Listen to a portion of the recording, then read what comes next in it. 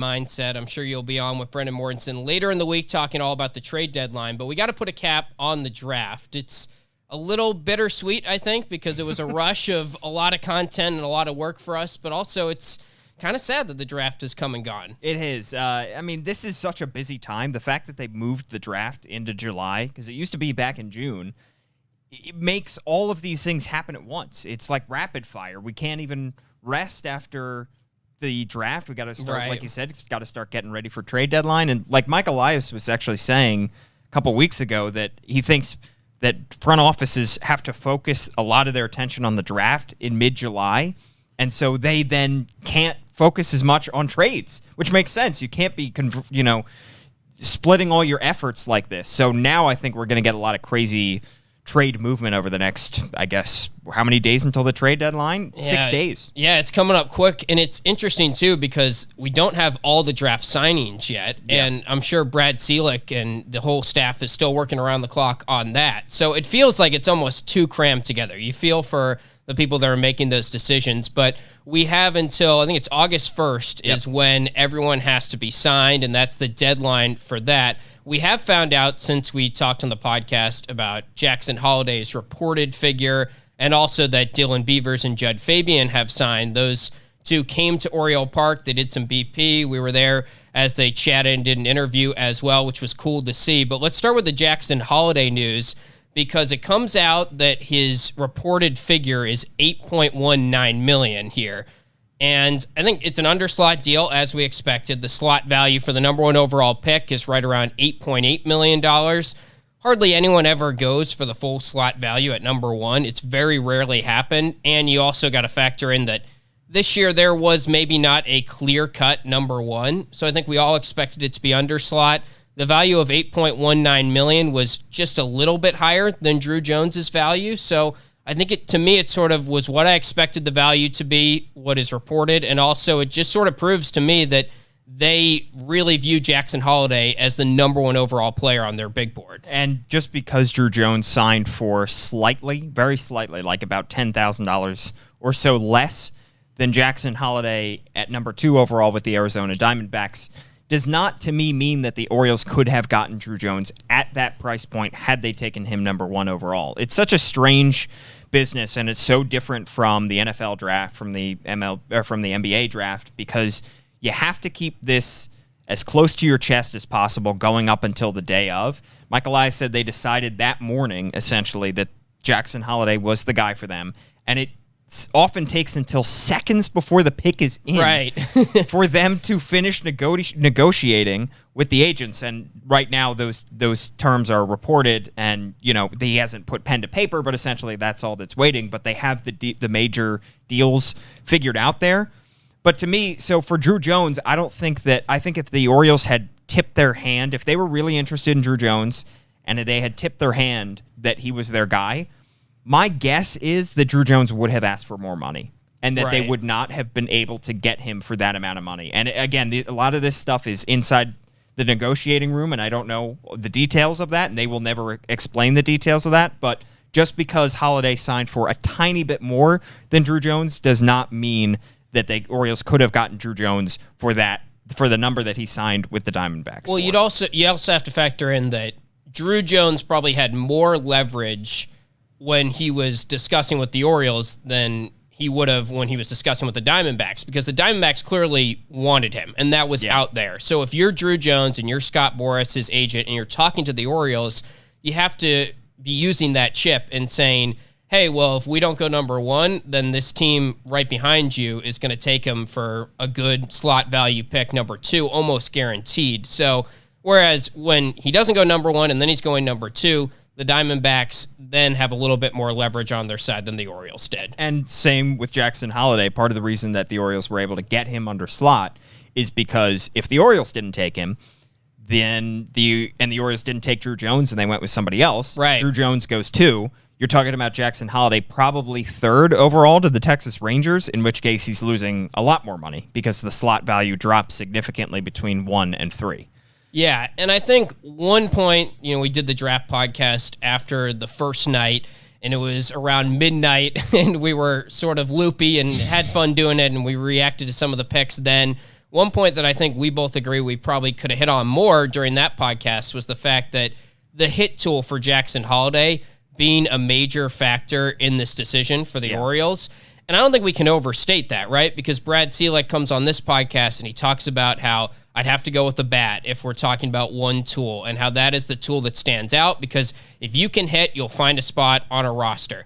Not that Drew Jones's hit tool wasn't good, but Jackson Holliday had a little more safety to the hit tool. And that's why originally I thought maybe they'll take Tamar Johnson because of his outstanding hit tool. But I think the mix in Holliday's floor and ceiling was a little bit better than Tamar. I think it's, not to oversimplify it, but it's as simple as you can't have a designated fielder. Yeah. You can have a designated hitter. Right. You can't have a designated fielder. And you see so many teams invest so much into these hitters, and because now that the NL also has a DH, the universal DH is there, you can find room in a lineup for these guys, and you see guys who have minimal defensive value.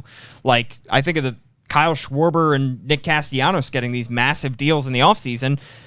Guys that are probably below average outfielders, corner outfielders, so not even a premium position. So these kind of deals get handed out to guys who they believe can maybe transition into being their designated hitter long term. And you talk about the floor and the ceiling with these kind of guys, and perhaps the ceiling is slightly higher for Drew Jones because the defense is already so elite that if he gets the bat up to speed, then you're talking about somebody who is a perennial all-star.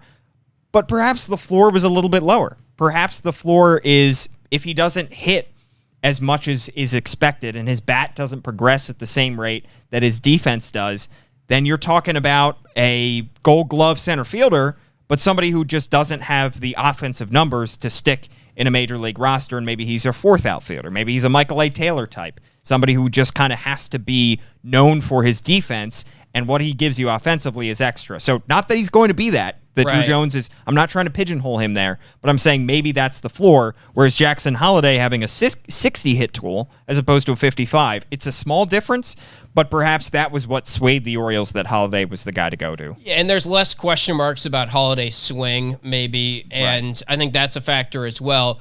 To put it simply, I think if they had taken Drew Jones, number one, it would have been an exception in terms of taking a guy with a high draft pick under Mike Elias that his question mark is the hit tool. Right. Not that it was a huge question mark, but the hit tool has always been something that they've been very clearly focusing on. And we're going to talk about their overall draft philosophy and what stood out from this particular draft. But you look at any of the four drafts under Mike Elias, they value that hit tool. They value college bats that have a little more safetyness and a little more numbers behind it. I know Jackson Holliday was a high school hitter, but I think that's why initially we were of the camp that I'll believe it when I see it with Drew Jones, right, when they take him. Because the hit tool, if it was a 70 hit tool, then I think they probably would have taken Drew Jones. But I do believe that they view Jackson Holliday as the top player on their draft board. It was probably very close. I think even Brooks Lee was probably pretty close to Jackson Holliday in their evaluation. Just an educated guess, but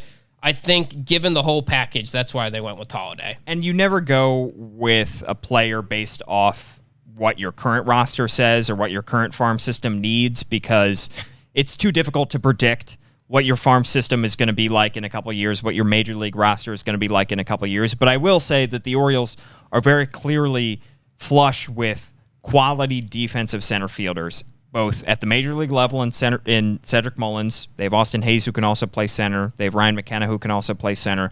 And in the minors, where you have Colton Cowser, who they continue to play in center. They expect him to be a center fielder going forward. So I don't think that was a huge factor in the decision by any stretch. But, you know, perhaps the fact that Jackson Holliday plays shortstop. I know they have Gunnar and they have Jordan Westberg, but maybe there's a hole at shortstop if you move Westberg to second base, you move Gunnar over to third base. So maybe that had some small factor in this. Yeah. As for what is next for Jackson Holliday, it's a later draft than normal. He's a young high school guy.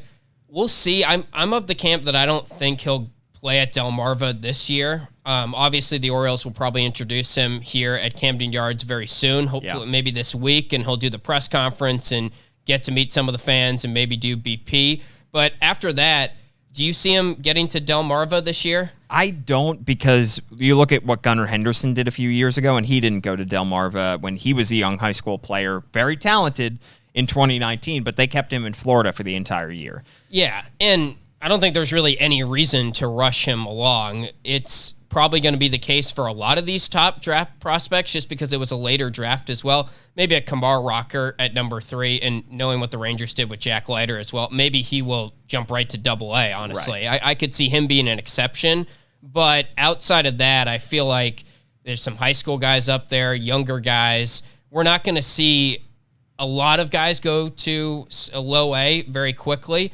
Maybe the Orioles would do that, though, with the Dylan Beavers or a Judd Fabian. I could see that more likely than Jackson Holliday, which doesn't really mean anything other than they're just older and further along in the process. Yeah, in 2021, we obviously saw Colton Cowser and Connor Norby get moved up together with almost their entire draft class because they were all 20, 21, 22 years old. John Rhodes was part of that. So they got moved up together from Florida. They literally drove up the East Coast up to Delmarva with about a month left in the minor league season. We could see a similar migration like that, but I don't think Jackson Holliday will be a part of that just because he's so young. And we may see something similar to what we saw how Kobe Mayo, who's a 2020 draftee, and I know that he didn't have a minor league season in 2020, but he was lumped in with the 2021 guys because they wanted him to get a little bit more seasoning. And so he is still a younger guy compared to them. However, they wanted to stick him with some veterans, give him a little bit more time in Florida, then move him up. So maybe we see something like that where we see Jackson Holliday get lumped in with the 2023 guys. Or we could see him move up a little bit faster because he will have a good portion of the minor league season to be able to get an exposure to pro ball. Yeah. Well, speaking of Dylan Beavers and Judd Fabian, they came to Oriole Park at Camden Yards. We were there for their batting practice. We didn't get a chance to talk about Judd Fabian when we were doing the late night, first night of the draft recap episode, which I think Judd Fabian was taken a little around midnight or a little after midnight. It's crazy how long the draft went. I don't know if there's a way to restructure that. But anyway, that's another topic. We were kind of bummed because right after we got off the air during that podcast, we realized they took Judd Fabian. We're like, oh, that would have been a fun pick to react to live because of what happened last year. And for those that aren't totally familiar or don't remember, he was a guy that the Orioles definitely wanted last year. And we're looking at early in the second round last year with an overslot selection.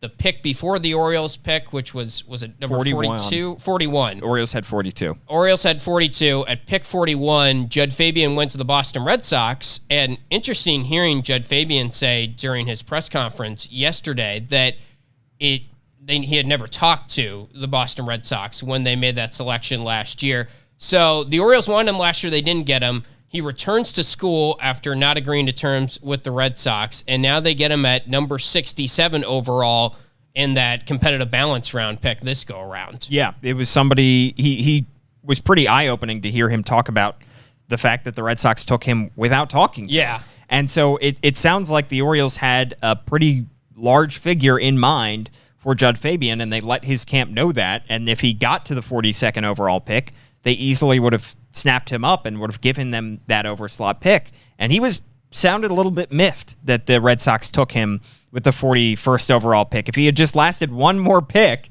he would have gotten a pretty hefty deal, and he ends up going back to school and losing a significant amount of money because he improved statistically, Tim, but probably not enough, and that's why we saw him fall down draft boards. That's why he was taken a lot later this year than he was last year. He's an intriguing prospect, and I think another reason why he went back to school is because his brother was a freshman. He's been pretty vocal about that. He played at Florida, played third base, his younger brother this past year. So he wanted to play with his brother, so that was probably a contributing factor as well.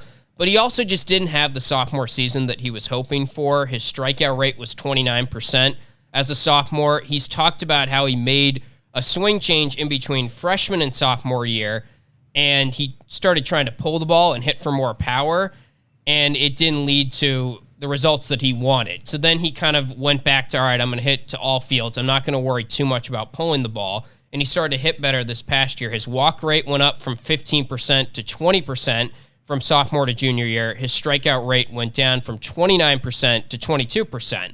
So we're talking about a guy that was just a couple less walks than strikeouts as a junior.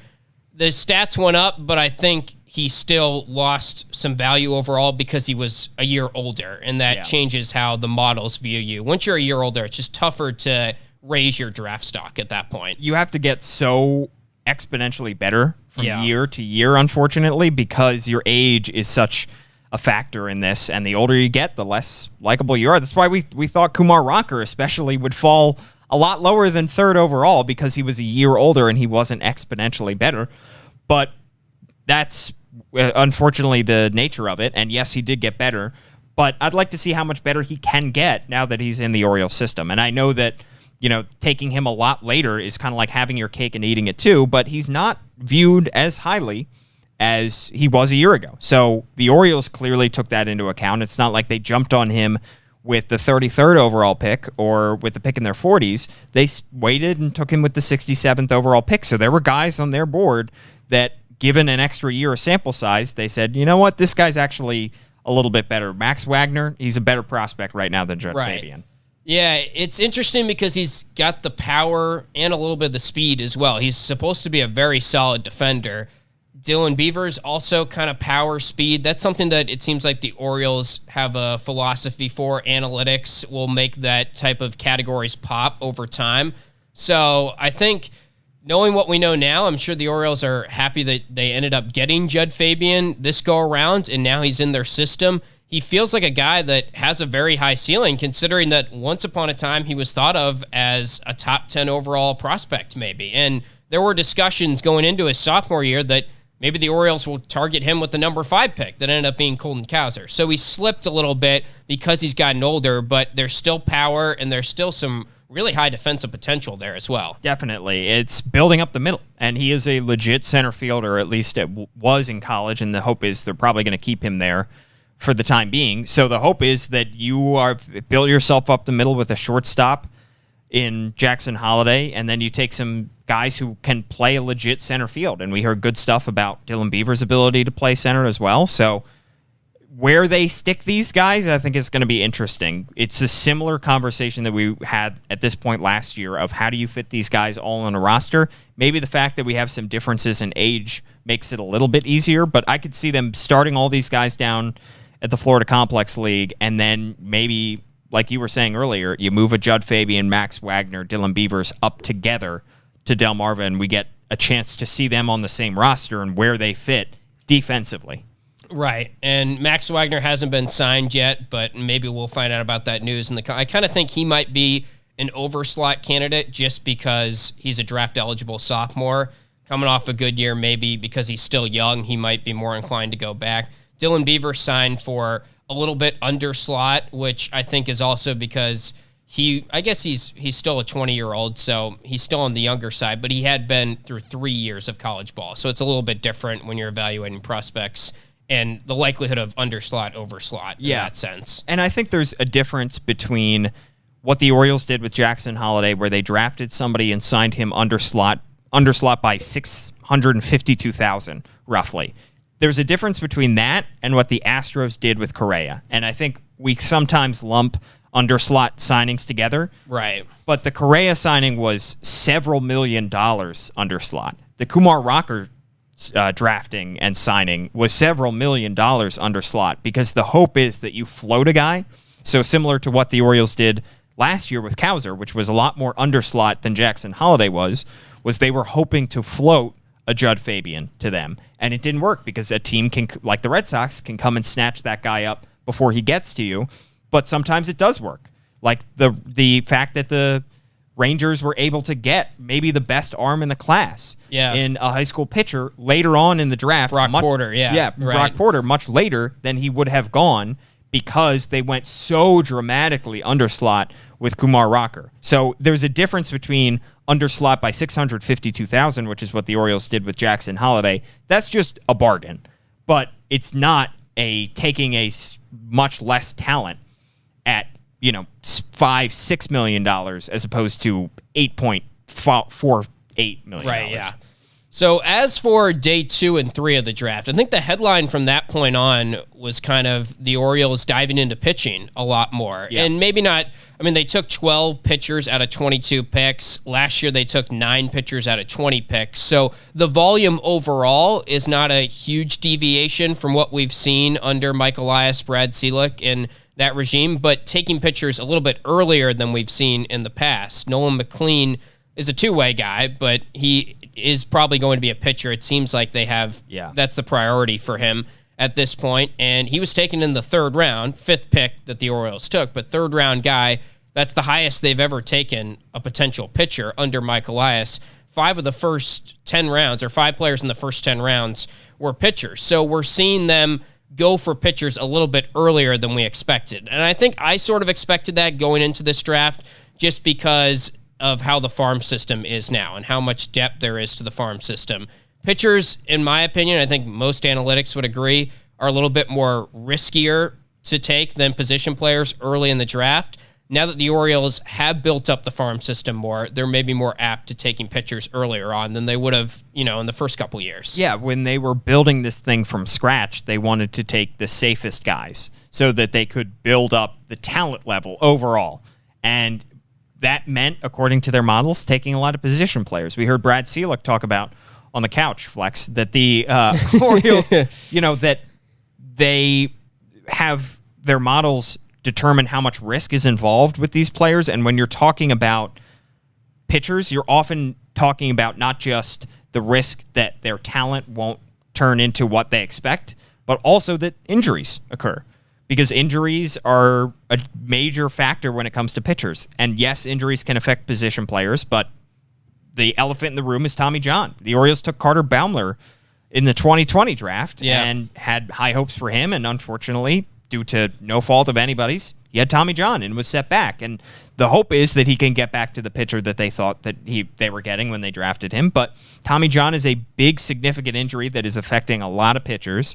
And when you're taking somebody with a high pick, a 3rd, 4th, 5th round pick, you want to make sure that you hit on this guy. You want to be hitting doubles. You don't want to be swinging for the fences when you're trying to build what was maybe the bottom 5 farm system in all of baseball into the number 2 or number 1 farm system. So what they did was they went with safe picks. They took position players, guys that, yes, they can incur injuries, but the injuries are not going to be debilitating and are not going to set back their careers as much as they would for a pitcher. You can't afford to miss on high picks as much as they can now when they were first starting out this process. Yes. They needed to capitalize on the draft. They needed to get as many players, as many volume contributors as they could from the draft. Now we're at the point where I do think there was slightly a change in philosophy this year in regards to pitching and really just overall their thought process on the draft, because Brad Ciolek has mentioned in interviews that, we just viewed the pitchers as the top guys on our board. It wasn't necessarily anything different.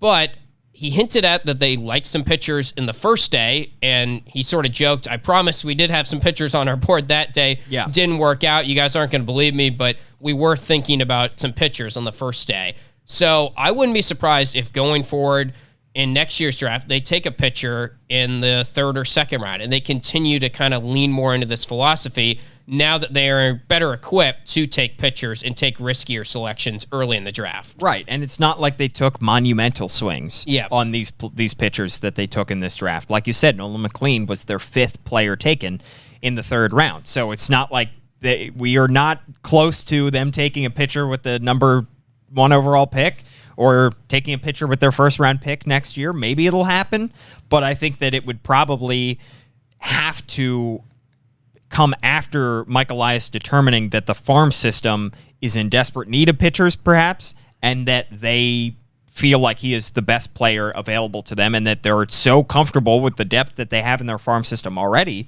that they're okay incurring the risk of taking a pitcher that high. It's a big risk. Yeah. The other thing, too, philosophy-wise, that I think was slightly different this year is they might not sign all these guys compared to they signed every player they drafted out of the 20 selections last year. They drafted 22 players this year. Brad Ciolek said he's a little bit less optimistic that they'll sign every single player as opposed to previous years.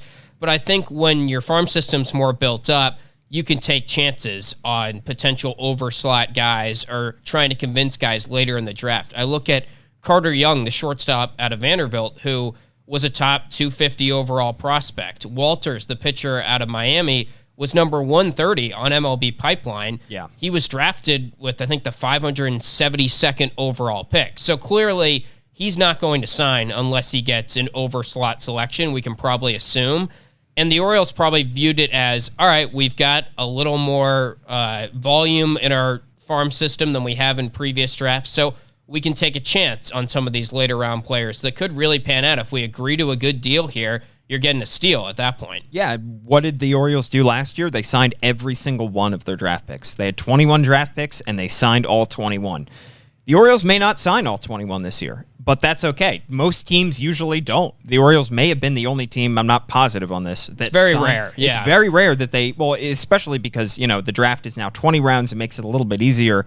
Never before were you able to sign all 40 or 41 guys back when the draft was that long, because you would end up taking high school guys with like the last 10 rounds. But now that the draft is 20 rounds, it's a little bit more doable, but like you said, incredibly rare. And so the Orioles very clearly had that goal in mind last year when they took those 21 guys, is we're going to sign all these guys because we need depth more than anything else. They don't have the same need for depth. And the fact that they are taking some bigger swings on pitching, the fact that they're taking some bigger swings on guys that may have to be over slot if they're going to be signed, means that they feel comfortable with their depth. They're trying to get a little bit better talent, because if they lose one or two guys here or there over the course of a 20-round draft, that's okay. You just want to be able to sign as many of these guys as you can to what you want to sign them for. Yeah, and I'm very happy with them sticking to their philosophy of, we're not going to reach for a pitcher early on in the process that's risky, because they're sticking to what the analytics would tell them. Right. And they have a staff there. And Brad Ciolek, when he came on this podcast, talked a lot about how pitchers at the top of the draft are a little bit more risky than position players, according to the analytics they've done. So don't deviate from that just because of positional need. I mean, we've seen a lot of teams go for pitchers early on. I know famously the Angels drafted only pitchers last year with every single selection in the draft. They threw a no-hitter, as Cespedes Family Barbecue says. That's right. That's a good joke. I hadn't heard that one. Yeah. But like maybe fans want more pitching now because it seems like the bats are a little more stocked than pitchers are in the given state of the farm system. I agree with that, and I think they're sort of hinting at that by taking guys a little bit earlier, but they also believe in their developmental system with pitchers. They believe in kind of the secret sauce, as Brad Ciolek talked about, and what they use to identify pitchers and the analytics that have helped them get to that conclusion. So they clearly like a guy that has high-velocity fastball. It seems like that's been a trademark of some of their pitcher picks throughout the drafts under Michael Elias and this regime, but you stick to your process is kind of the overall thinking here. I don't think just because you might not have, your pitchers might be lagging behind a little bit, it doesn't mean that you start drafting pitchers first and second round. You stick to the analytics. And this is a multifaceted approach that they're taking to pitching. And I think a lot of people, especially last year, got hung up on the fact that they didn't take many pitchers on days 1 and 2. They took Carlos Tavera, and he was just about it for days 1 and 2 last year. And they were looking at the farm system and saying, yes, you have DL Hall and Grayson Rodriguez, but beyond those guys, where is the pitching? And especially you were looking at the big league roster and saying the pitching is pretty bad right now, and it's a different case this year. So far, a lot of these guys are figuring some stuff out. We're seeing some of their young pitchers turn the corner. We're seeing some more guys debut. We're seeing guys like Dean Kramer and, have success of turning those corners, and then we're seeing a Kyle Bradish come up and have success as well. So you're seeing it at the big league level. That helps. And also, this is just one step in this process, because the draft is one way to acquire talent, so are trades, and so is free agency. And there's a reason that the Orioles moved back the left field wall, is to be able to sign pitchers. So I think that all of this is kind of building towards the Orioles going the way of the Astros when Michael Elias was part of that front office, which is trading, which is developing your own guys through the system, your own pitchers, like a Lance McCullers Jr., trading for pitchers, and also going out and being able to spend big-time money on pitchers as well. So it's a multifaceted approach, and the Orioles are clearly building up their farm system in terms of position players. And if they have to go out and sign a free agent pitcher to a massive $60, $100 million deal, guess what? They have the money to do that because they have young, controllable position players in their system. Or if they have to trade for a pitcher, they can trade from this wealth of position player prospects to go and get that guy. Yeah, and I also think, not to make this a discussion about the Orioles, because I know this is more of a draft podcast, but when you look at next year's potential rotation, it's not that far off. I mean, things might happen injuries-wise, like John Means hopefully comes back and he's healthy. Yeah. Hopefully Grayson Rodriguez is healthy. We don't exactly know how good DL Hall is going to be when he comes up, how long it's going to take. We don't know if Kyle Bradish is going to be even better next year or make huge strides, but when you have the conversation of they really need pitching, sometimes then when I think about the rotation, it kind of makes me think, oh, maybe the pitching isn't that much of a need. If they added a free agent pitcher this year, which I think is not unlikely at this point, I could see it happening based on the left field wall and everything. The pitching is, in my opinion, if anything, a little bit closer than maybe the overall fan would think.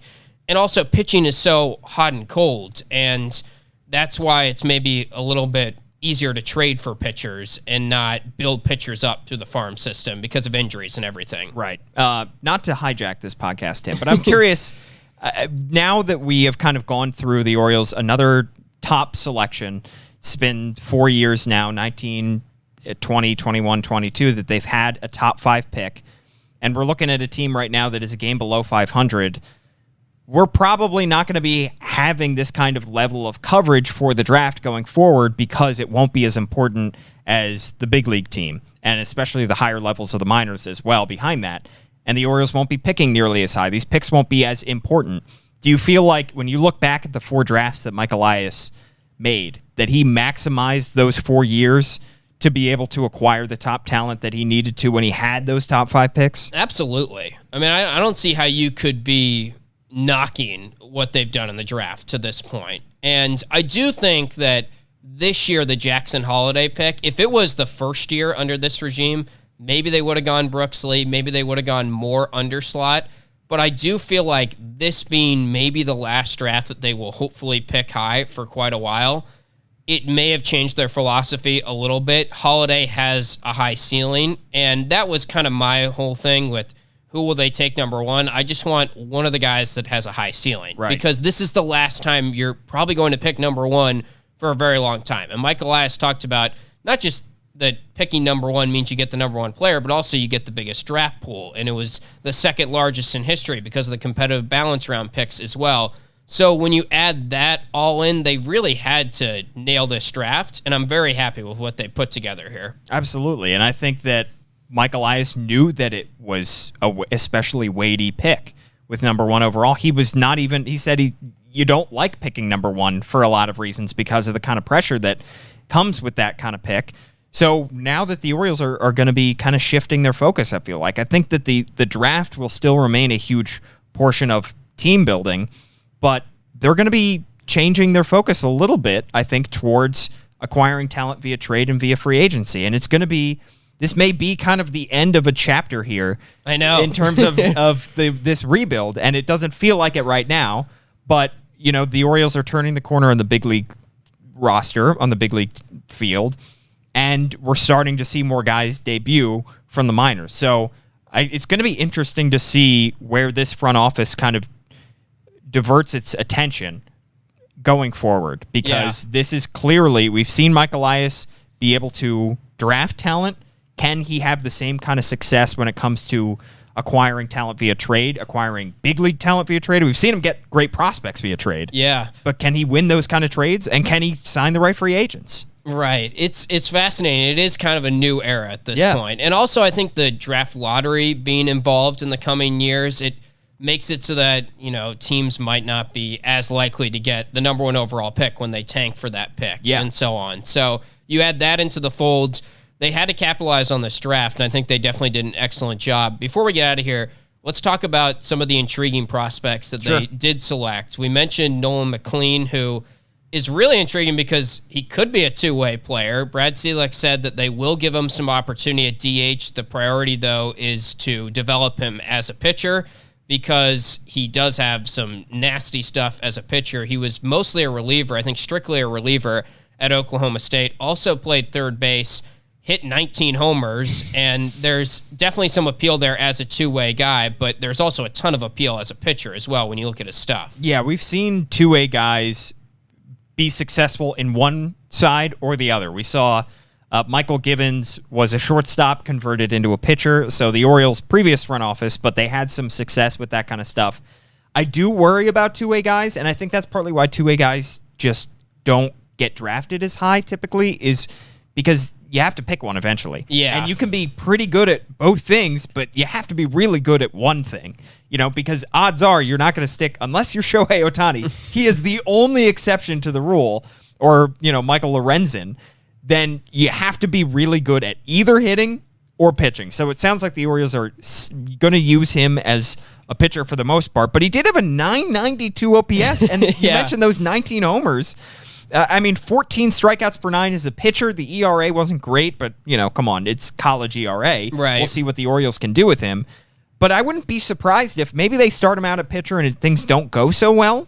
And the good thing is he has something to fall back on. So if things don't go well for him as a pitcher on the mound, guess what? He can, maybe try him out as a hitter for a couple seasons and see what that does for his career. It's interesting because, like you said, it's hard enough to develop your skills in one facet to get to the major league level, especially when we're talking about a guy who was selected in the third round. So it's not like he's a surefire, he's going to be on the fast track to the pros. Right. And I just wonder, does he view himself as a two-way guy? What's his preference? And maybe we'll get a chance to talk to him soon about it. They also selected a guy out of Richmond who has some two-way potential later on in the draft. So I don't know. Drafting two-way players is really interesting because you wonder with Ohtani, has that spiked recently? But then you think about it and you're like, why should it spike? Because Ohtani is such an exception to everyone else that you can't base any models or analytics on what Shohei Ohtani is doing. I don't think there was a rush of two-way players after Babe Ruth. No. Converted to a hitter. We weren't alive then, but I'm guessing. I'm guessing, yeah.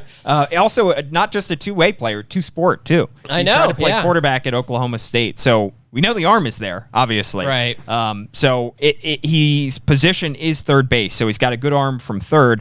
Doesn't appear to be fast enough. I think he only had a 40 speed, so the arm probably couldn't play in the outfield. The arm could play. The speed couldn't play in the outfield. Doesn't quite have the ability to do that, but we've seen Kobe Mayo with a rocket arm over at third. If they do convert him to a position player, or if they decide to throw him in the field every now and again, I'll be intrigued to see him at third. Yeah, I feel like he's going to be mostly a pitcher also because, Brad Ciolek said it, but also it's not like he's a polished pitcher right now, which is to be expected because he's a college guy that was doing both, but he was a reliever. You have to stretch him out. He seems to have a lot of great stuff, but the control's kind of an issue, and that's where they need to focus on. They need to develop his secondary pitches a little bit more. The fastball is what really pops off, and that's something I've noticed diving into these particular pitchers, which is the case for a lot of pitchers that are getting drafted, is they have the velocity, but you need to harness the secondary pitches. You need to harness the stuff a little bit more. And the Orioles have selected a couple pitchers here that have very strong fastball numbers, and even Jared Beck, who we can talk about, is the 7-foot pitcher that drew a lot of publicity when he was selected because no 7-footer has ever appeared in a major league game, but he could be the first. And with him, Brad Ciolek talked about how his numbers spiked a ton velocity-wise. He was a high 80s guy with a fastball, then it went to mid-90s all of a sudden like a year, and that popped off the page at them. So it's now going to be about harnessing those secondary pitches for a lot of these guys. And just because McLean is not a super refined, polished pitcher, I feel like you have to dedicate a good amount of time to developing him as a pitcher, that it's hard for me to see him being a two-way player down the road. But who knows? Yeah, speaking of Beck, too, I do want to talk about the 13th rounder because 7 feet tall is pretty rare. And I think there's obviously a few reasons why we haven't seen a 7-footer in the big leagues. One, because I think a lot of those kids end up playing basketball. Yeah. Two, there are so few 7-footers in real life. Right. Like walking the face of the earth. But three, also, I think for these especially tall pitchers, it's difficult from what I've heard I'm not tall, I'm not a pitcher. Yeah. To get the mechanics down because you have so many pieces involved there to be able to get the ball to the plate and to sync them all up is very difficult. We've seen tall pitchers before. We see Felix Bautista, 6'8" on the mound, have a lot of success. We see Tyler Wells. Yeah. Around the same size have success on the mound, but it is a little bit more rare. So that is a whole different ballgame. Developing a guy who is 7 feet tall, you're talking about not just his arsenal, not just his velocity, but how do you manage the kind of mechanics on a guy who is that big? Yeah, it's going to be fascinating to see. I think they've done a good job at identifying pitchers that have higher ceilings, and they've stayed true to their strategy. One thing that I think is a little bit misleading when you read about how this is such a pitcher-heavy draft for the Orioles, they've done this. I feel like they've gone on runs of pitchers like a lot of teams, day 2, day 3 in previous drafts. The difference is taking McLean, who is the highest they've ever taken a potential pitcher, taking 5 in the first 10 rounds. They had 4 pitchers in the first 10 rounds of the previous 3 drafts combined, and then they took 5 in the first 10 rounds this go-around. They had a couple extra picks when you throw in the competitive balance round picks, but still, they definitely made more of an emphasis to go after pitchers earlier. And like you said, Paul, I think we're transitioning out of an era and into a new one. Not to say that, I mean, it's going to be a while before we see Jackson Holliday potentially playing for the Orioles, right? It's still going to be a lot of content tracking these guys and a lot of focus on how they're building through the minor leagues. But we're getting to a point now where next draft and the draft after that, I think we could see them take pitchers earlier. And I also think we could see them draft maybe for need a little bit more and draft based on ceiling and take riskier picks and maybe draft a guy that they might have less of a chance of signing, but they like his tools. So it's fun that we've gotten to this point, and it's just a new era maybe for the draft. And the question also becomes about catchers, because so often, anytime, I remember last year we were talking about the Orioles maybe taking Henry Davis if he fell to them, and would they really take a catcher at that point because they already have Adley Rutschman. I think we're at the point where Adley Rutschman is as advertised. They're not going to get rid of Adley Rutschman. He's going to be their catcher for a long time. But that backup catcher spot, you look beyond Adley Rutschman in their farm system, they don't have a ton of depth.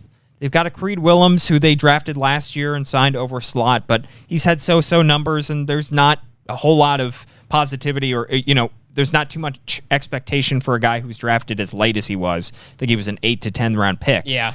So that could be a need going forward, and you are going to need to back up Adley Rutschman at some point. They'll probably address it. Robinson Chirinos is for the short term. He's an impending free agent. They'll probably address it short term, but they did take a catcher on day 2 fairly early out of Texas. I believe it's pronounced Silas Ardoin. Yeah, son of a former Oriole as well. Yep.